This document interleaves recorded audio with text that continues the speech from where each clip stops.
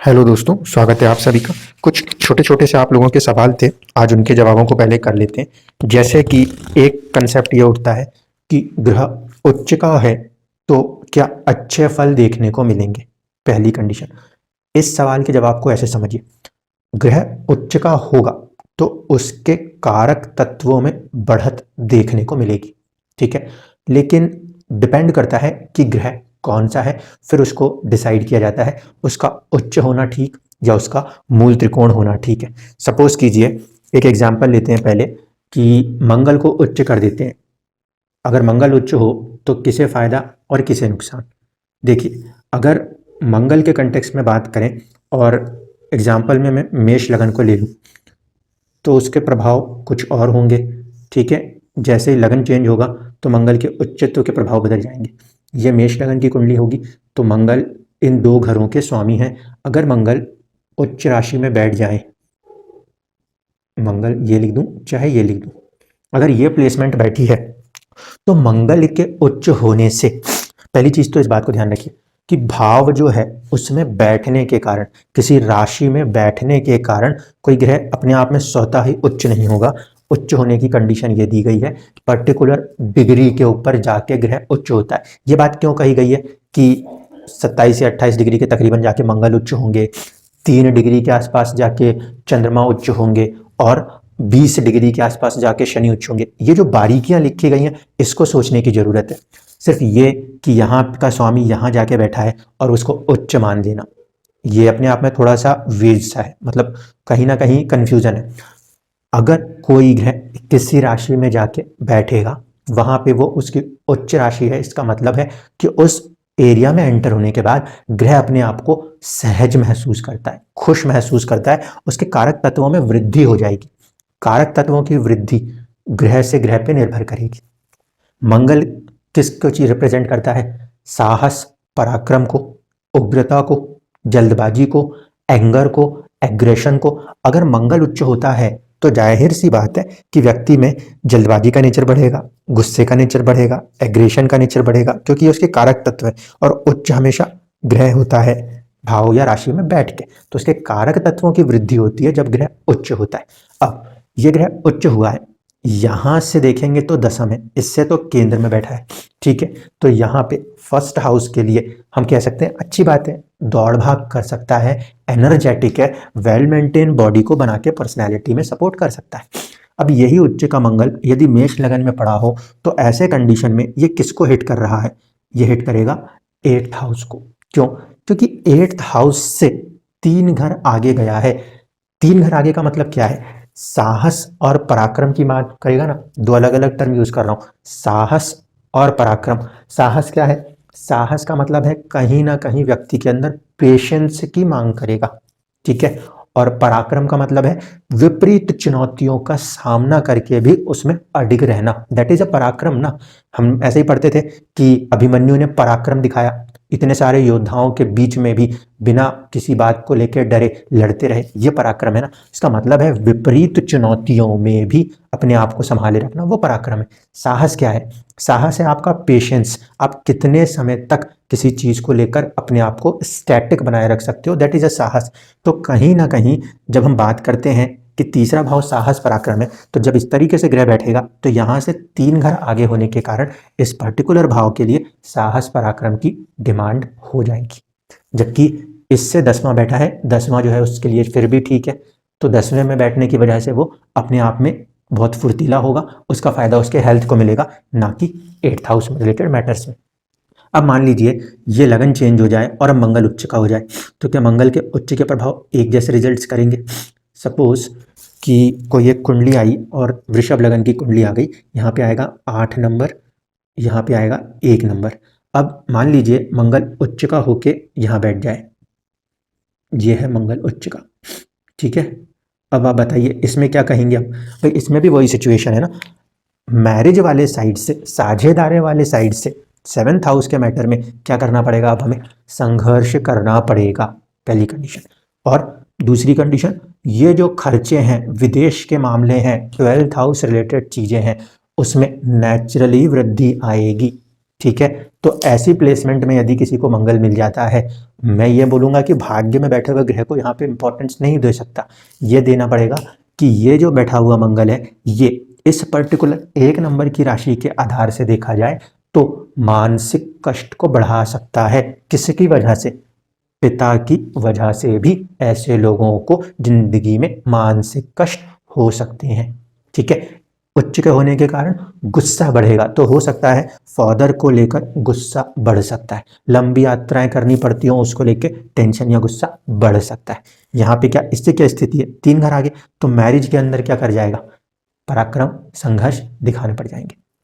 इसी तरीके से 5 नंबर की लगन कुंडली बन जाती है कभी कभी, तो 5 नंबर की लगन कुंडली में मंगल उच्च होता है तो मैं वहां पे उसको कहता हूं कि हाँ ये स्थिति कुछ बेहतर है। मान लीजिए ये सिंह लगन की कुंडली बन जाए, सिंह लगन की कुंडली में मंगल की एक राशि यहाँ पड़ेगी और एक राशि यहाँ पड़ेगी।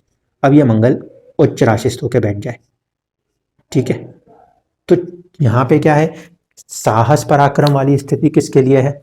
घर के अंदर के एनवायरनमेंट में साहस पराक्रम दिखाना पड़ेगा, नो डाउट। तो अगर कोई फीमेल आके ये बोले कि बताओ मैरिज लाइफ के अंदर के लिए ये मंगल कैसा दिखता है, तो मैं कहूंगा कि चुनौतीपूर्ण है। लेकिन ये मंगल विदेश की चीजों के लिए और भाग्य की उन्नति के लिए पूरा सपोर्ट कर रहा है। क्यों? क्योंकि प्रोफेशन के हाउस में बैठ जाता है, सपोर्ट करता है प्रोफेशन राइज के लिए। अब यही मंगल कहाँ चैलेंज करेगा? आपके 4th हाउस में। क्यों? इससे कैसे बैठा है? इससे 3 घर आगे होके बैठा है, तो यहाँ पे साहस पराक्रम लगेगा। ये तो मंगल की कहानी हुई। अब आप समझ गए होंगे, कोई भी लगन आए, आपका मंगल यदि उच्च का बैठता है तो 8 नंबर की राशि आपकी कुंडली में जहां लिखी है वहां से आपको चुनौती देखने को मिलती है। अब यही चीज को नीच के लिए लगा दीजिए। अगर मंगल नीच हो जाए सपोज, तो क्या हो? अब मंगल नीच कहाँ होगा? मंगल नीच होगा 4 नंबर की राशि में। यहां पे मान लीजिए मंगल नीच हो जाए, अब इसको क्या कहेंगे? देखिए यहां पे जब ये नीच के प्रभाव को लेगा तो किससे, इससे कितने घर आगे गया? 1 2 3 4 घर आगे गया है, ठीक है। और इसकी स्थिति क्या है? 1 2 3 4 5 6 7 8 और 9। तो नीच का पड़ा हुआ मंगल, नीच का पड़ा हुआ मंगल कहीं ना कहीं इधर से सुख भाव को हिट कर रहा है और अष्टम को एक तरीके से उससे नवम होने के कारण, भाग्य स्थित होने के कारण प्रभावित कर रहा है। मंगल का ऐसे स्थिति में नीच हो जाना मंगल के कारक तत्वों को प्रभावित करता है, ठीक है।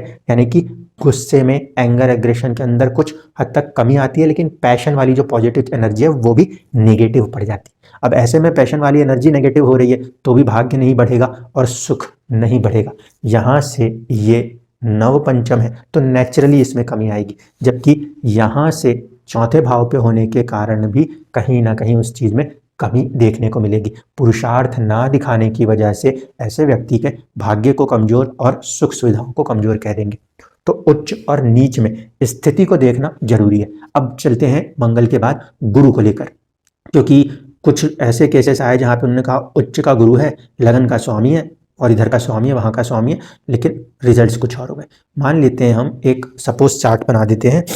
8 नंबर की कोई एक कुंडली बना दीजिए, ये 9 नंबर यहाँ आएगा, 10 11 12 1 2 3 4 5 6 और 7। अब यहाँ पे किसी का गुरु उच्च का बैठा, ठीक है। ऐसे स्थिति में यहाँ से तो पंचम है, इसके लिए तो ठीक होगा अगर ये पाप पीड़ित ना है तो। सिर्फ अकेले गुरु पे फोकस कर रहे हैं, अगर इसके साथ शनि बैठ गया, राहु केतु आ गए तो प्रॉब्लम हो जाएगी। अगर ये पाप पीड़ित नहीं है तो ऐसे स्थिति में भी ये गुरु यहाँ से कैसा बैठा है? इससे तो 8वां बैठा है, तो वेल्थ को और फैमिली के अंदर की चीज़ों को लेकर चुनौती देता रहेगा। इसलिए ये नहीं कहा जा सकता कि गुरु उच्च का बैठा है तो चीज़ें अच्छी है, ऐसा कुछ नहीं कहा जा सकता। इसका उच्च होने का अर्थ यह है व्यक्ति काफ़ी ज़्यादा इंटेलिजेंट होगा, ज्ञान का फैक्टर उसके अंदर काफ़ी ज़्यादा होगा। यहाँ से इस भाव से इसकी काउंटिंग ठीक है तो इस भाव के लिए ये अच्छा माना जा सकता है, ठीक है। इसी तरह से जब गुरु नीच राशिस्थ होगा, जब गुरु नीच राशिस्थ होगा तो अपने भाव से 2nd हाउस की तरफ जाके नीच राशिस्थ है और यहाँ से लाभ भाव में जाके नीच राशिस्थ है। तो अगर गुरु नीच राशिस्थ है किसी कुंडली में, ऐसे स्थिति में उसका जो 12वां नंबर की राशि जहां भी आती है, मीन राशि जहां आती है, उस वाले भाव को कुछ लाभ हो सकता है, उस भाव को कुछ लाभ हो सकता है। लेकिन जो उसकी 9 नंबर की राशि का प्रभाव है, जिससे वो एक घर आगे बैठा है, वहां पे उसे कहीं ना कहीं कुछ संघर्ष देखना पड़ सकता है। ठीक है, तो इस चीज को यहाँ पे हम कैसे देखेंगे, डिपेंड करेगा कि ये 9 नंबर की राशि आ कहाँ पे रही है। अगर ये 9 नंबर की राशि किसी अच्छे घर में आ रही है तो वहां पे हम देखेंगे कि उसको कुछ चुनौतियां देखने को मिलेंगी।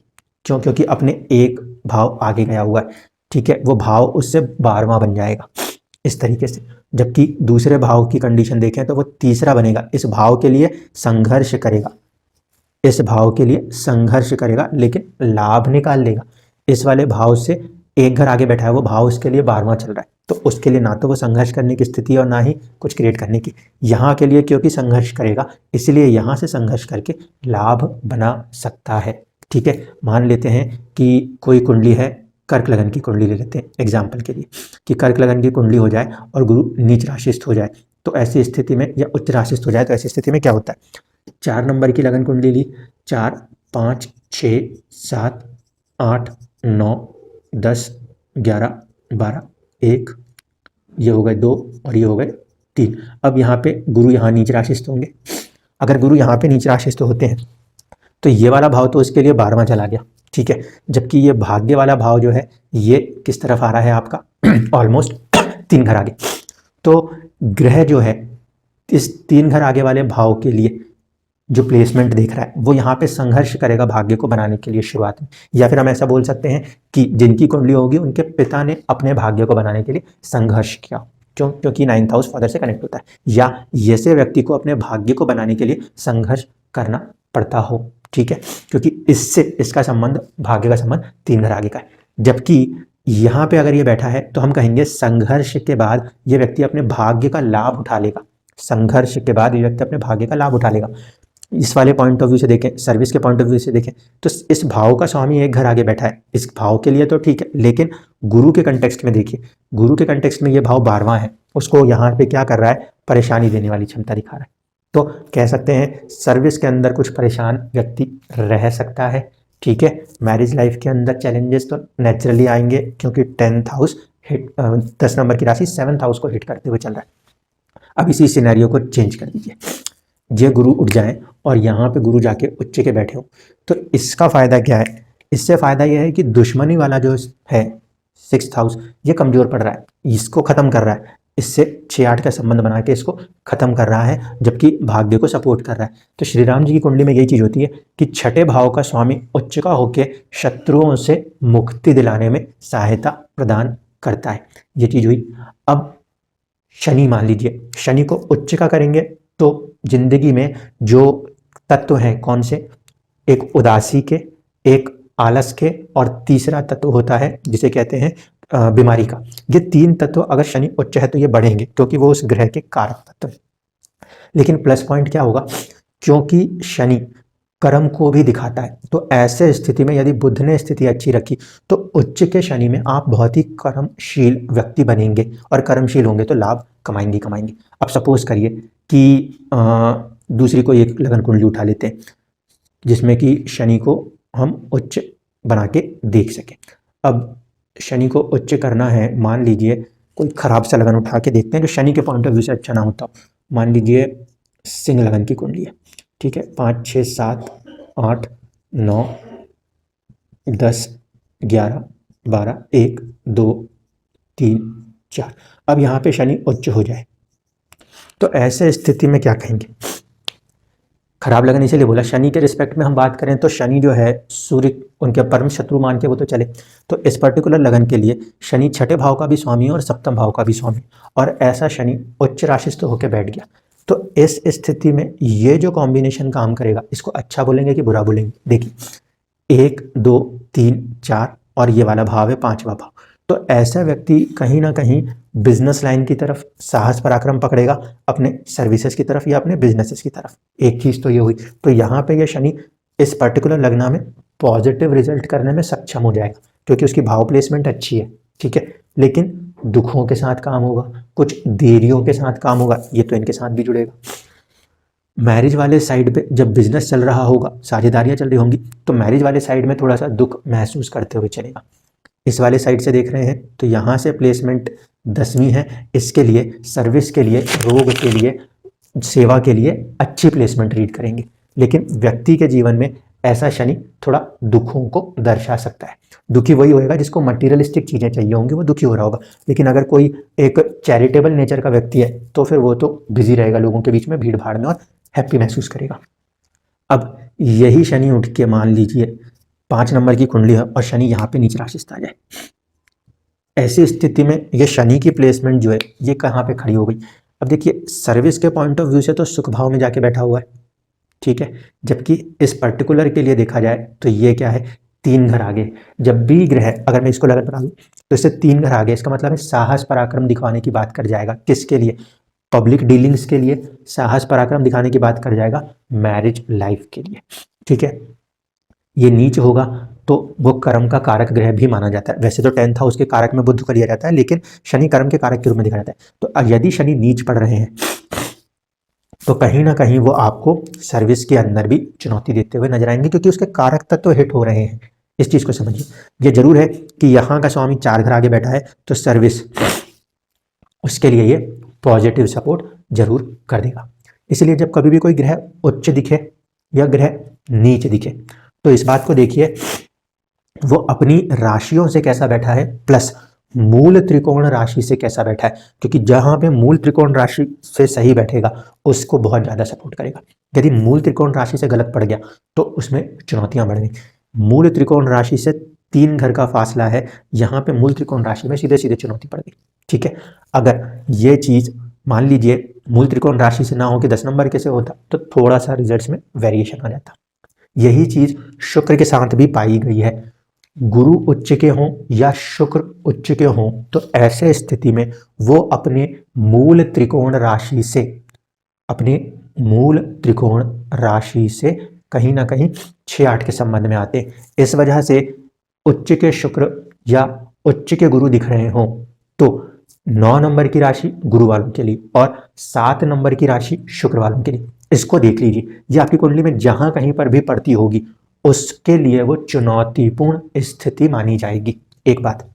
दूसरा, यदि कभी भी कुंडली के अंदर गुरु या शनि या शुक्र जब कभी भी ये पीड़ित होते होंगे तो पीड़ित होने में 2 भाव में से जो उनकी मूल त्रिकोण राशि वाला भाव है उस पर ज्यादा असर देखने को मिलता है। ये इतने समय के बाद जब लोगों की कुंडलियां देखी हैं तो उनमें ये जो बारीकियां निकल के आई हैं ये इसके आधार पर बता रहा हूँ। ये बातें किसी किताब में नहीं लिखी हुई। जो उसकी मूल त्रिकोण राशियां हैं वो जिन भी भाव में पड़ रही हैं, अगर ग्रह पीड़ित या प्रभावित हो रहा है तो उसके ऊपर बहुत ही ज्यादा असर देखने को मिल रहा है। ये तो एक चीज हुई। दूसरा एक और बात है जिसको ध्यान रखना है, वो ये कि कई बार कुछ ग्रह कुछ पर्टिकुलर प्लेसमेंट्स में बैठते हैं तो आपको 2 चीज़ों को समझना होगा। 2 चीज़ें जो हैं वो क्या हैं, कुछ ग्रह जो होते हैं वो मानवीय पहलुओं को दर्शाते हैं और कुछ ग्रह जो होते हैं वो मटीरियलिस्टिक पहलुओं को दर्शाते हैं, ठीक है। जिसे श्री लेट एस के मेहता जी ने कहा था कि एक होता है मटीरियलिस्टिक और एक होता है नॉन मटीरियलिस्टिक प्लैनेट्स। तो याद रखिएगा, जब कभी भी जुपिटर, वीनस, मून या मर्क्यूरी, बिना पीड़ित हुए मर्क्यूरी, ये ग्रह चल रहे हों या इनके प्रभाव जहाँ पे भी आते हों वहाँ से आप किसी पर्टिकुलर जीव तत्व, व्यक्ति या जीव जंतुओं के द्वारा प्रभावित होते हैं। जब जब ऐसे ग्रहों का प्रभाव दशाएं अंतर दशाओं में होता है तब तब इंसान कहीं ना कहीं किसी दूसरे इंसान के प्रति कनेक्ट हो रहा होता है। जबकि जिंदगी में जब कभी भी आपके शनि, राहु, केतु, मंगल या सूर्य का प्रभाव होता हो तो ऐसे स्थिति में आपका लाइफ के अंदर रिलेशन एस्पेक्ट्स में वीकनेस आती है और जिंदगी फोर्स हो रही होती है टुवर्ड्स द मटीरियलिस्टिक एस्पेक्ट्स, ठीक है। इसको ध्यान रखिएगा।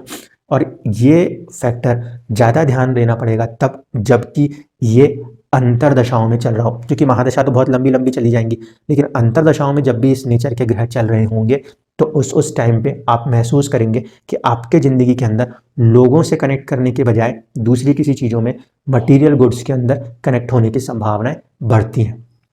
इस ही लॉजिक के आधार पे एक तो डिसाइड होती है एजुकेशन और दूसरा डिसीजन आता है वो आता है कि आपको बिजनेस में जाना चाहिए कि नहीं। अगर मटीरियलिस्टिक प्लैनेट्स की सिचुएशन अच्छी बनती है तो फिर मटीरियल वे में आपकी लाइफ में ग्रोथ है, ऐसे लोग बिजनेसेस में ज़्यादातर काम कर सकते हैं। लेकिन यदि आपकी लाइफ के अंदर ज़्यादा प्रभाव दिखाई देता है ह्यूमनिस्टिक नेचर लिविंग बींग्स वाले प्लैनेट्स का, तो आप लोग ऐसे काम कर सकते हो जहां लोगों से जुड़ के काम होते हो। ठीक है, इंडस्ट्री चलानी है, that is all about materials.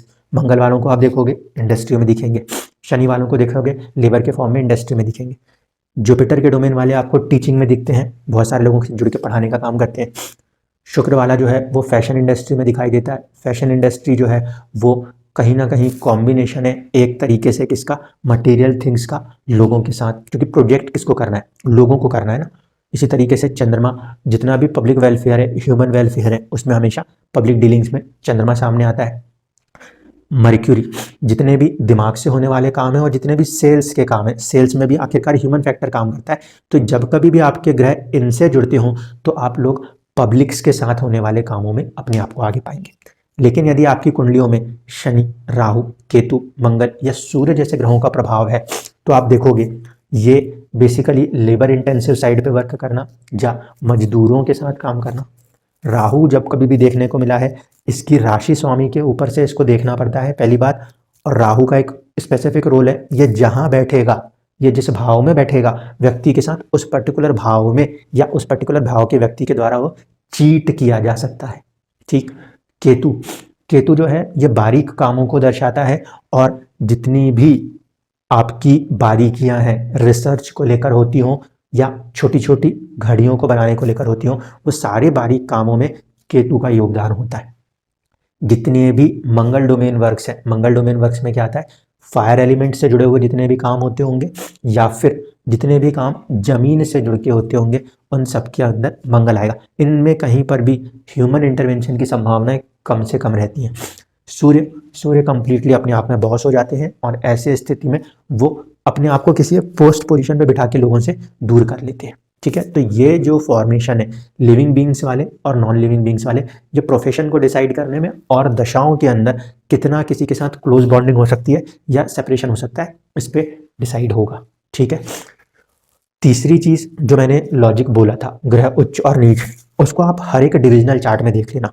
अगर लगन कुंडली में वो स्थिति सही है और नवमांश में मान लीजिए कि वो उच्च हो रहा है, तो नवांश में उच्च होने पर भी नवांश के जिस भाव के स्वामी के पॉइंट पर वो उच्च होगा, वहां से आपको कनेक्ट करना पड़ेगा। जो चीजें हम लगन कुंडली में देखते हैं, नवांश को एज इट इज लगन कुंडली समझ के देखा जा सकता है, दशमांश को एज इट इज लगन कुंडली देख के समझा जा सकता है। दूसरी एक और चीज बता दूं, यदि मान लीजिए किसी भी कुंडली के अंदर एक ग्रह की दो राशियों में कोई भी ग्रह बैठे हों, सपोज 2 नंबर है, 3 नंबर है, 4, 5, 6, 7, 8, 9, 10, 11, 12, 1, मान लीजिए यहाँ पे सूर्य बैठा है और यहाँ पे राहु बैठा है, तो क्योंकि दोनों का डिस्पोजिटर सेम है इसीलिए इस कुंडली में सूर्य और राहु के बीच में एक रिलेशन माना जाएगा। ठीक है, इसीलिए कई बार ऐसा होता है कि ग्रह की जो 2 राशियां हैं, उन दोनों राशियों में यदि कोई ग्रह बैठे हुए हैं तो वो दोनों ग्रह भी उस कॉमन डिस्पोजिटर के द्वारा आपस में कनेक्टेड होते हैं। कई बार लोग यही सोचते रहते हैं, जब उनको बोलता हूं कि आपके एक ग्रह का संबंध आपके दूसरे ग्रह से, तो कैसे है, वो कॉमन डिस्पोजिटर थ्योरी होती है। अगर एक ग्रह जिसके 2 भाव है, उन दोनों भाव में जो भी ग्रह बैठेंगे वो उस कॉमन डिस्पोजिटर के कारण आपस में कहीं ना कहीं कनेक्ट होके चल रहे होंगे।